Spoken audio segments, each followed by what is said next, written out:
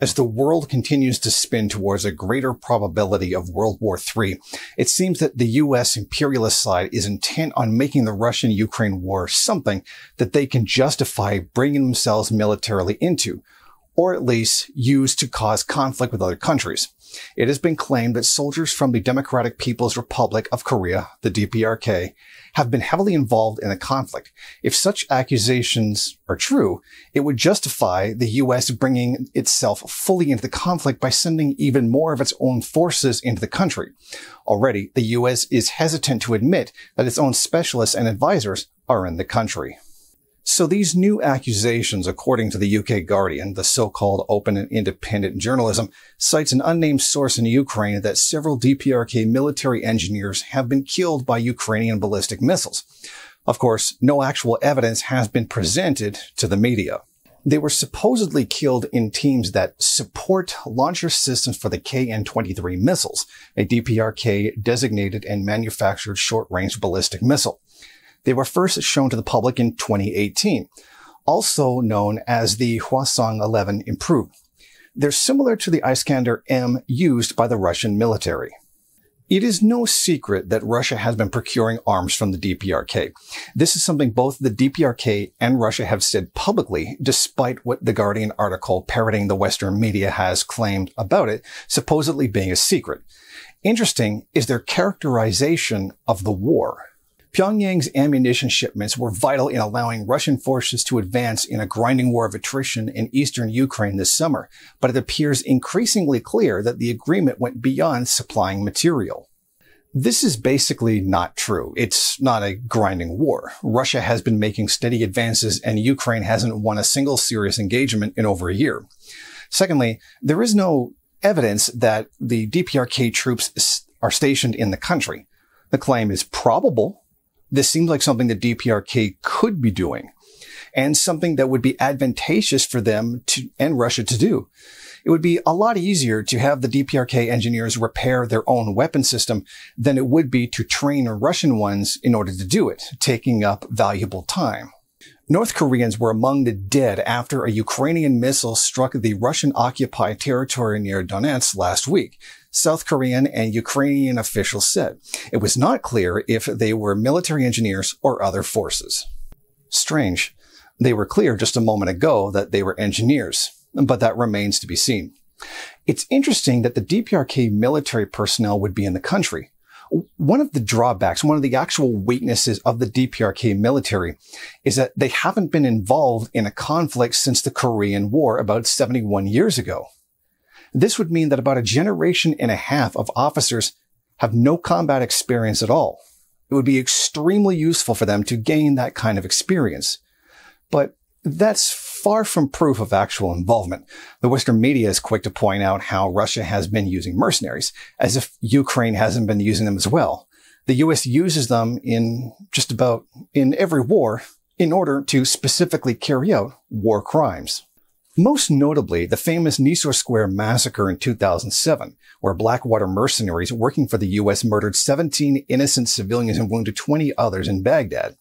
In 2014, the murderers were almost brought to justice when they were convicted in a U.S. court, albeit barely. 1 count of murder, 3 counts of manslaughter, and several firearms charges. Hardly justice at all. Even then, all 4 convicted were pardoned by President Donald Trump, the so-called anti-imperialist candidate. There's numerous massacres carried out by these civilian murdering cowards that were never brought before the courts. Just so that everyone is informed, Blackwater is now called Constellus Group, after it merged with its rival Triple Canopy and changed its name. It's run by the current CEO, Craig Nixon. Never missing a beat, The Guardian tried to downplay the effectiveness of the KN-23 with this statement. North Korean missiles and shells are of poor quality and unreliable, but have been key to keeping Russian guns firing relentlessly on Ukraine's better trained and motivated army. There's no evidence that the shells and missiles are of poor quality. There is proof that they're on par with the Russian Iskander-M system. And the remark of a better trained and motivated army is frankly laughable and proof of the Guardian's dishonesty. Even in the U.S. media, they aren't backing such obviously false claims. Earlier this year, the Washington Post admitted the conscripts have very poor training. Even NPR admits that Lieutenant Colonel Vyacheslav Andrusenko, deputy head of the combat training for Ukraine's border force, says these conscripts will get about 17 days of instruction. As for well-motivated, one only has to see the countless videos of Ukrainian citizens being nabbed off the streets to be forced into the army at gunpoint.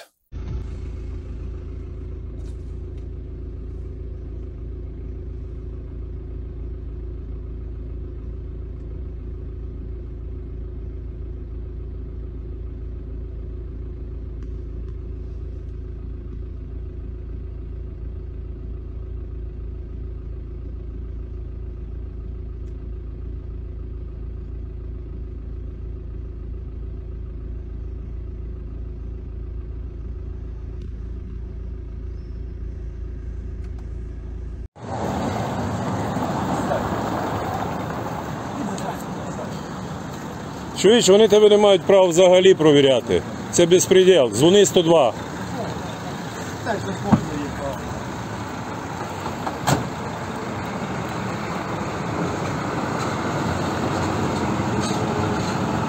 Now, the Kremlin has denied that DPRK troops have been deployed in its operations in Ukraine, calling it another bit of fake news, which is certainly reasonable given how much misinformation is put out by the West. And that is not to say that Russia hasn't done the same, mind you.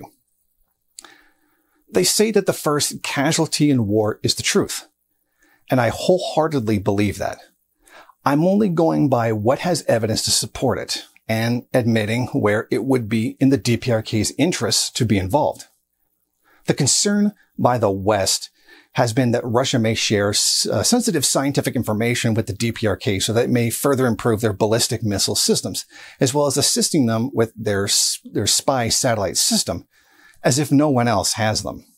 The US and aligned powers have put considerable effort into curbing the DPRK's missile program in the hopes of minimizing their ability to defend themselves and, more importantly, produce some kind of deterrence against invasion.